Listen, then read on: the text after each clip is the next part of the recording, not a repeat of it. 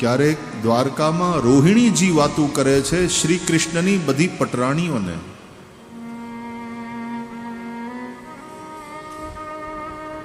રૂકમિણી આદિ બધા જ સાંભળે છે.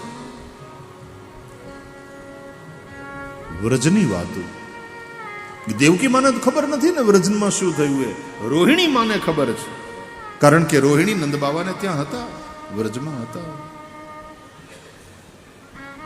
તો શ્રી રાધાનો પ્રેમ, વ્રજવાસીઓનો પ્રેમ. રોહિણી માં વાતું કરે છે કૃષ્ણની પટરાણીઓને કે આ રાધાજી એવા તો કેવો એનો પ્રેમ કે કૃષ્ણ એને ભૂલતા નથી, યાદ કરે છે ને આંખું ભીંજાય છે.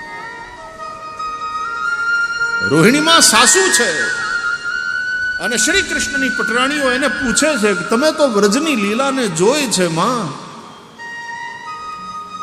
અમને કોને આ વાતો? અને આ બધી જ વાતો બધાનો અધિકાર નથી સાંભળવાનો. સુભદ્રા નનકુડી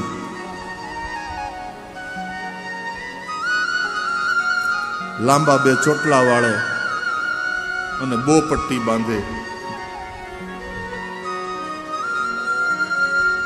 માં દેવકી તેલ નાખી દે, વાળ ઓળાવી દે, બે ચોટલા વાળી દે, બે પટ્ટી બાંધી દે. અને શ્રી કૃષ્ણની એ નનકુડી બેન, દાવજીની નનકુડી બેન, તો એ ત્યાં બધા મોટાઓની હારે બેઠી હોય તો રોહિણીમાં એને કે એ છોકરી તું બેટા બહાર જા. નહીં હું પણ સાંભળીશ. અરે બેટા તારે નહીં, તું એક કામ કર, તું બહાર જા, દરવાજો બંધ કર અને જો કોઈને આવવા નહીં દેતી. એટલે સુભદ્રાને દરવાજો બંધ કરીને બહાર ચોકી પહેરો કરવા માટે રાખ, તું અંદર નહીં આવતી. આ વાતો બધાએ સાંભળવાની નથી. મધુરા ભક્તિની વાતો ને, વ્રજવાસીઓનો મધુર પ્રેમ, સખીઓ ગોપીઓ એનો મધુર પ્રેમ. અહીંયા અંતઃપુર તો ત્યાં નિકુંજ લીલાની જે વાતો બધા એને સાંભળે. છોરી તું હજી નાની છે, બહાર જા બેટા, ત્યાં કોઈને આવવા નહીં દેતી.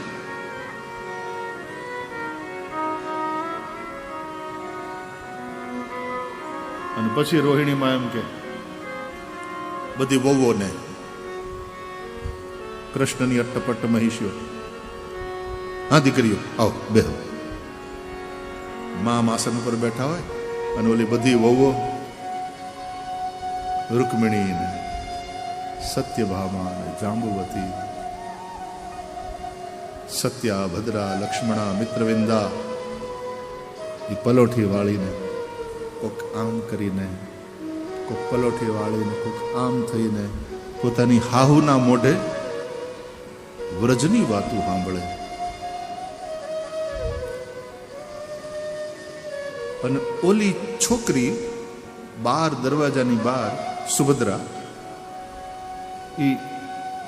આ મોટેરાઓએ કીધું એટલે જવું તો પડે, એટલે ત્યાં બેઠી છે, ચોકી પહેરો કરે છે, કોઈને આવવા નથી દેવાના, માની આજ્ઞા છે. કાન ન્યા છે કે આ બધા હું વાતું કરતા હશે. એમાં બહેનોને તો કુતૂહલ વધારે હોય ને, એટલે સાંભળવાની કોશિશ કરે છે. એ નનકોડી આ બધીઓની નણંદ, બે ચોટલા વાળી,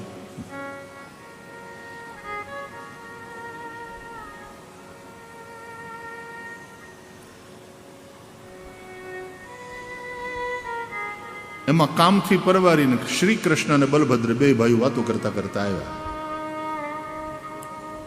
વાતો કરતા કરતા આવ્યા તો અહીંયા આમ દરવાજે કાન દઈ અને બે ચોટલા વાળી સુભદ્રા આમ સાંભળે છે. એટલે શ્રી કૃષ્ણ આવી જોયું ને તો બલભદ્રજીની સામે જોયું તો બલભદ્રજી પણ હસ્યા. શ્રી કૃષ્ણે એક ચોટલો પકડી બેનનો. શું કરે છે, શું કરે છે? એટલે આ વળી પાછી બે ચોટલા વાળી આ બે ભાઈઓની લાડકી નાની બેન.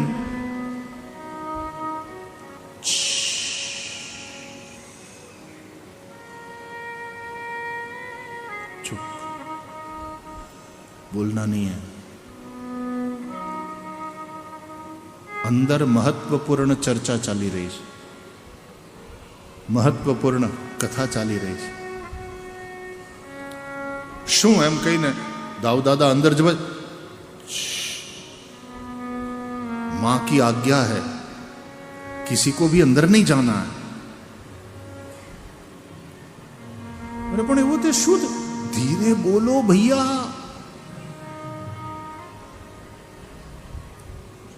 रोहिणी मैया भाभियों को सब ब्रज की कथा सुना रही है. श्री કૃષ્ણ દાઉજીને આમ થોડો સંકોચ થયો અને શ્રી માં પણ પછી અંદરથી આવતી વાતો થોડી થોડી આમ બહાર સંભળાય છે. એટલે બલભદ્ર અને શ્રી કૃષ્ણ પણ સાંભળે છે.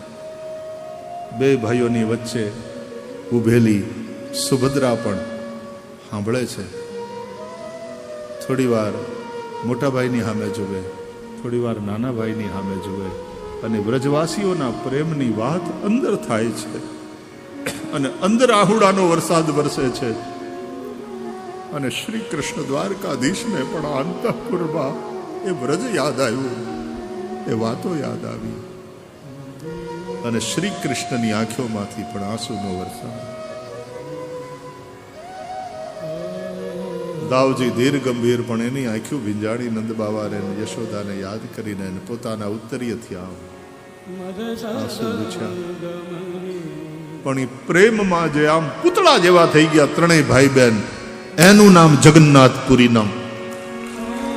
આ જે દર્શન છે એ દર્શન છે જગન્નાથપુરીનું.